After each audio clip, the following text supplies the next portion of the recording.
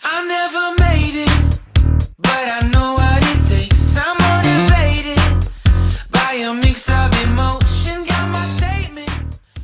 សួស្តីពុកម៉ែបងប្អូនទាំងអស់គ្នាស្វាគមន៍ជាថ្មីជាមួយនឹង Cambo Technology ម្ដងទៀតបាទថ្ងៃនេះ Cambo Technology សូមបង្ហាញពុកម៉ែបងប្អូនទាំងអស់គ្នានៅរបៀបបង់ថ្លៃភ្លើងបាទគឺថ្លៃអគ្គិសនីកម្ពុជានឹងហើយដែលបងប្អូនទាំងអស់គ្នាដែលបានប្រើប្រាស់ជារៀងរាល់ថ្ងៃអញ្ចឹងថ្ងៃនេះខ្ញុំសូមបង្ហាញអំពីរបៀបបង់ភ្លើងតាម ACLEDA បាទកម្មវិធីរបស់ ACLEDA ចឹងបងប្អូនទាំងអស់គ្នាដែលមានកម្មវិធី ACLEDA នេះបងប្អូនទាំងអស់គ្នាអាចបង់ថ្លៃទឹកភ្លើងបានតាមរយៈកម្មវិធីហ្នឹងអញ្ចឹងឥឡូវយើងចូលទៅក្នុង app នឹងទាំងអស់គ្នាមក ACLEDA របស់បងប្អូនហ្នឹងបាទបន្ទាប់ពីចូលមកដល់កន្លែងនេះហើយបើសិនជាបងប្អូនទាំងអស់គ្នាមិនចូលចិត្តមើលភាសាខ្មែរបងប្អូនទាំងអស់គ្នាអាចទៅបដូរជាភាសាអង់គ្លេសបាននៅកន្លែងត្រី3ខាងលើនេះបងប្អូនទាំងអស់គ្នានៅកន្លែងត្រី3ខាងលើបាទបងប្អូនមើលហើយនៅខាងលើនេះគេដាក់ប្រទេសនិងភាសាបងប្អូនចុចពីលើវាទៅអាចបដូរភាសាចង់ទៅភាសា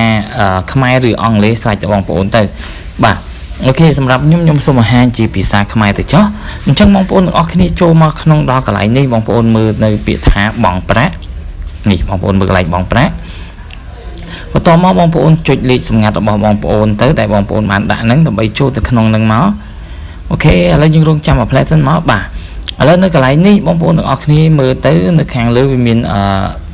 វិក័យប័ត្ររដ្ឋកោទឹកហើយនិងវិក័យប័ត្រអគ្គិសនីហើយវាមានជាច្រើនទៀតបងប្អូនអាចទូទាត់ជាមួយនឹងការបង់ប្រាក់បានជាច្រើនតែម្ដងនៅក្នុងកម្មវិធីរបស់ ACLEDA app នេះអញ្ចឹងសម្រាប់បងប្អូនទាំងអស់គ្នាឥឡូវយើងចង់បង់ជាមួយនឹងវិក័យប័ត្រអគ្គិសនីយើងចង់បង់ភ្លើងអញ្ចឹងបងប្អូនយកវិក័យប័ត្រអគ្គិសនីមកយើងចុចទៅលើវាអញ្ចឹងបងប្អូនឃើញហើយអគ្គិសនីកម្ពុជាបាទអគ្គិសនីកម្ពុជានេះគឺមានន័យថាគឺបងប្អូនសម្រាប់អ្នកនៅភ្នំពេញបងប្អូនទាំងអស់គ្នាបាទអញ្ចឹងបងប្អូនមើលទៅបើសិនបងប្អូននៅខេត្តណាផ្សេងៗដូចខេត្តកំពង់ចាមបាទខេត្តកំពង់ចាមខេត្តបរសេនុខេត្តតាចេះខេត្តអីផ្សេងៗបងប្អូនទាំងអស់គ្នាអាចមើលបាននៅក្នុងហ្នឹងបើសិនជាបងប្អូនទាំងអស់គ្នាហ្នឹងនៅខេត្តអីផ្សេងៗចឹងបងប្អូនអាចមើលបានអញ្ចឹងសម្រាប់ខ្ញុំនៅភ្នំពេញអញ្ចឹងខ្ញុំសូមវាយចុចលើអគ្គិសនីកម្ពុជាហ្នឹងទៅអញ្ចឹងបងប្អូនពេលចូលមកដល់កន្លែងនេះបងប្អូនជ្រើសរើសយកទឹកប្រាក់ដែលបងប្អូនមានមកសម្រាប់ខ្ញុំគឺខ្ញុំមាន 0.97 សេនបាទអញ្ចឹង$71ដែរហើយថ្លៃភ្លើងរបស់ខ្ញុំអស់$3,800រៀលអញ្ចឹងខ្ញុំគិតថាអាចបង់បានហើយមើលទៅហើយបន្ទាប់មកគេដាក់ឲ្យបងប្អូនបញ្ចូលបាទឬជ្រើសរើសលេខសម្គាល់អតិថិជនអញ្ចឹងយើងចុចពីលើហ្នឹងមកបាទអញ្ចឹងបងប្អូនទាំងអស់គ្នា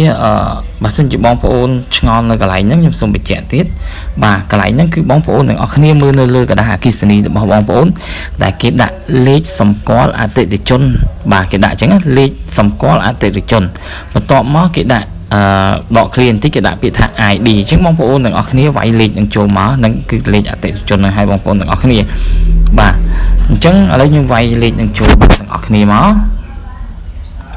បាទលេខ43 64 6406ហើយ10កុដបាទយើងបាទខ្ញុំមើលម្ដងទៀត43 6406ហើយ10កុដបន្ទាប់មកបងប្អូនវាយចំនួនទឹកប្រាក់មកនៅកន្លែងនេះបាទអញ្ចឹងបងប្អូនទាំងអស់គ្នាវាយទឹកប្រាក់បាទវាមិនអាស្រ័យលើគណនីរបស់បងប្អូនលើជាដុល្លារឬក៏ខ្មែរអីទេបាទទោះដុល្លារក៏ដោយក៏បងប្អូនវាយជាទឹកប្រាក់រៀលបានដែរគឺវាដូរយើង direct តែម្ដងបងប្អូនទាំងអស់គ្នាឥឡូវខ្ញុំវាយ$3,800រៀលបាទអូខេបន្ទាប់មកយើងយកពាក្យថាយល់ព្រមតើវាអាចបង់បានទេអូខេពេលវាលោតមកអញ្ចឹងហើយបងប្អូនទាំងអស់គ្នាមើលនៅកន្លែងនេះបាទបងប្អូនមើលនៅកន្លែងនេះអញ្ចឹងនេះគេដាក់លោកអ្នកនឹងទូទាត់$3,800រៀលនេះទឹកប្រាក់នឹងកាត់ចេញ$0.93អញ្ចឹងមានន័យថាខ្ញុំអាចបង់បានពីព្រោះខ្ញុំមាន$0.97សម្រាប់នេះ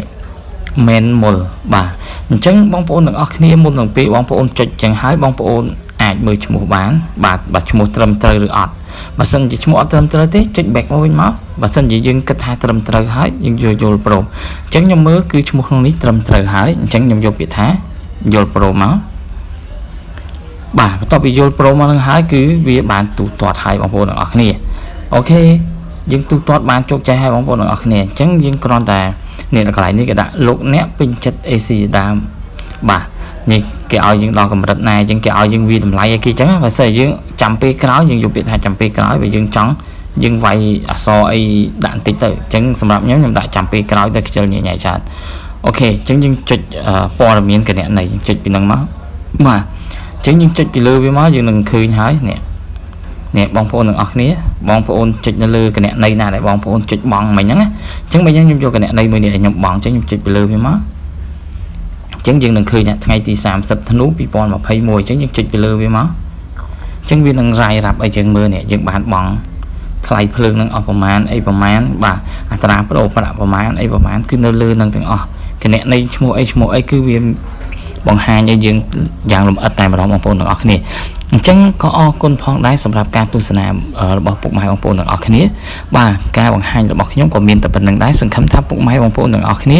នឹងជួយចុច Subscribe និងដាក់រូបកណ្ដឹងម្នាក់មួយផងដើម្បីទទួលបានវីដេអូថ្មីៗជារៀងរាល់ថ្ងៃជាមួយនឹង Cambo Technology របស់ខ្ញុំបាទអូខេអរគុណច្រើនសម្រាប់